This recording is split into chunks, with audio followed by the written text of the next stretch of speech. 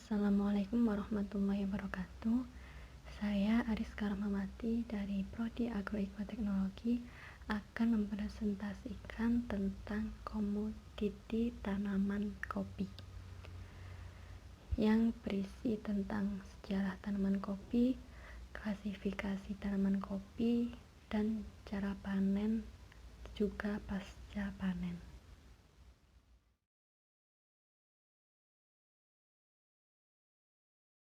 Pertama yaitu sejarah tanaman kopi.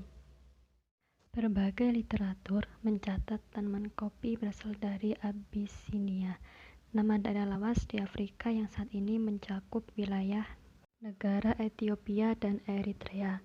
Namun, tidak banyak diketahui bagaimana orang-orang Abyssinia memanfaatkan tanaman kopi.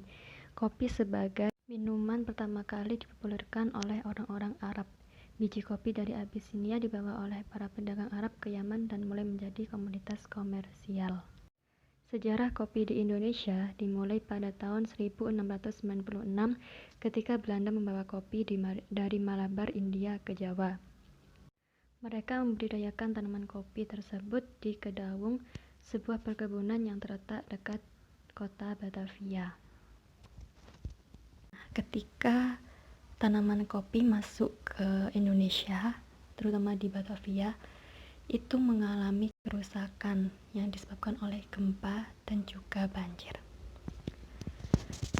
Sehingga upaya kedua oleh pemerintah pada saat itu yaitu pada tahun 1699 mendatangkan stek pohon kopi dari Malabar. Pada tahun 1706 sampel kopi yang dihasilkan dari tanaman di Jawa dikirim ke negeri Belanda untuk diteliti di kebun raya Amsterdam. Hasilnya sukses besar. Belanda pun memperluas area budidaya kopi ke Sumatera, Sulawesi, Bali, Timur, dan pulau-pulau lainnya di Indonesia. Tetapi pada tahun 1878 terjadi tragedi yang memilukan.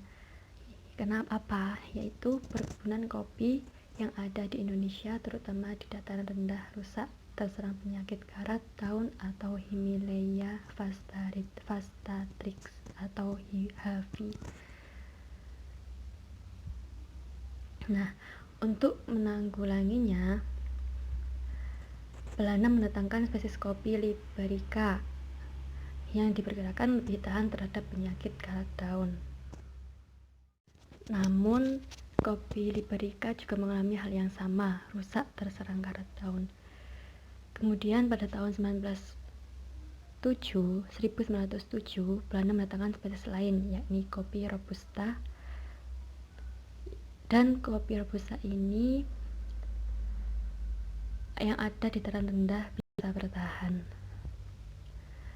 Pasca kemerdekaan Indonesia tahun 1945, seluruh perkebunan kopi Belanda yang ada di Indonesia dinasionalisasi.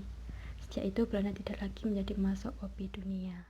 Kedua, yaitu klasifikasi tanaman kopi. Tanaman kopi termasuk dari Kingdom Plantae, subkingdom Tracheobionta, superdivisi Spermatophyta, divisi Magnoliophyta, kelas Magnoliopsida, subkelas Asteridae, ordo Rubiales, famili Rubiaceae, genus Coffea, spesies Coffea sp, Coffea arabica L, Coffea canephora, Coffea liberica, Coffea excellens. Pada umumnya, tanaman kopi berbunga setelah berumur sekitar 2 tahun. Waktu yang diperlukan dari bunga menjadi buah matang sekitar 6-11 bulan, tergantung dari jenis dan lingkungannya. Jika dibandingkan dengan kopi arabica, pohon kopi robusta lebih rendah dengan ketinggian sekitar 1,98 hingga 4,88 meter saat tumbuh liar di kawasan hutan. Pada saat dibudidayakan melalui pemangkasan, tingginya sekitar 1,98 hingga 2,44 meter.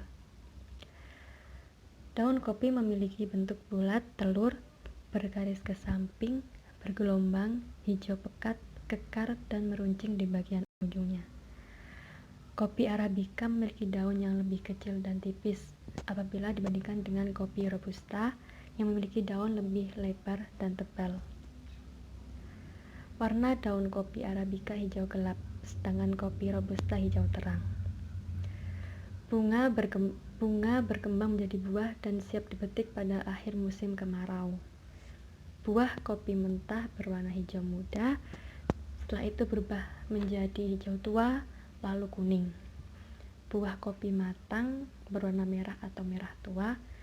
Ukuran panjang buah kopi Arabica sekitar 12-18 mm, sedangkan kopi Robusta sekitar 8-16 mm. Yang terakhir yaitu cara penanaman atau cara budidaya tanaman kopi. Yang pertama, pemilihan jenis dan varietas. Memilih jenis tanaman untuk budidaya kopi harus disesuaikan dengan tempat atau lokasi lahan. Lokasi lahan yang terletak di ketinggian lebih dari 800 meter di atas permukaan laut cocok untuk ditanami Arabica, sedangkan dari ketinggian 400-800 meter bisa ditanami Robusta. Budidaya kopi di dataran rendah bisa mempertimbangkan jenis Liberica atau Excelsa. Yang kedua yaitu menyimpan bibit budidaya kopi. Perbanyakan bibit pohon kopi bisa didapatkan dan teknik generatif dan vegetatif. Perbanyakan generatif dari biji biasanya digunakan untuk budidaya kopi Arabica, sedangkan kopi Robusta lebih sering menggunakan perbanyakan vegetatif dengan stek. Masing-masing metode perbanyakan bibit mempunyai keunggulan dan kelemahan sendiri-sendiri. Yang ketiga yaitu penyiapan lahan dan pohon peneduh. Budidaya kopi bisa dilakukan baik di dataran tinggi maupun rendah, tergantung dari jenisnya. Secara umum, kopi menghendaki tanah gembur yang kaya bahan organik. Untuk menambah kesuburan, berikan pupuk organik dan penyubur tanah di sekitar area tanaman. Arabica akan tumbuh baik pada keasaman tanah 5-6,5 pH, sedangkan Robusta pada tingkat keasaman 4,5 sampai 6,5 pH. Jenis pohon peneduh yang sering digunakan dalam budidaya kopi adalah dadap, lamtoro, dan sengon. Pilih pohon pelindung yang tidak membutuhkan banyak perawatan dan daunnya bisa menjadi sumber pupuk hijau. Untuk pohon pelindung jenis sengon harus ditanam 4 tahun sebelum budidaya kopi. Sedangkan jenis lamtoro bisa lebih cepat, sekitar 2 tahun sebelumnya. Tindakan yang diperlukan untuk merawat pohon pelindung adalah pemangkasan daun dan perpanjangan. Jadi kegunaan pohon pelindung itu apabila daunnya jatuh, seresah daunnya itu bisa menjadi pupuk untuk tanaman kopi. Yang keempat yaitu penanaman bibit kopi. Jarak tanam budidaya kopi yang dianjurkan adalah 2,75 x 2,75 meter untuk Robusta dan 2,5 x 2,5 meter untuk Arabica. Jarak tanam ini divariasikan dengan ketinggian lahan. Semakin tinggi lahan, semakin jarang, dan semakin rendah semakin rapat jarak tanamnya. Buat lubang tanam dengan ukuran 60 x 60 x 60 cm. Pembuatan lubang ini dilakukan 3-6 bulan sebelum penanaman. Saat penggali lubang tanam, pisahkan tanah galian bagian atas dan tanah galian bagian bawah. Biarkan lubang tanam tersebut terbuka. 2 bulan sebelum penanaman, campurkan 200 gram belerang dan 200 gram kapur dengan tanah galian bagian bawah. Kemudian masukkan ke dalam lubang tanam.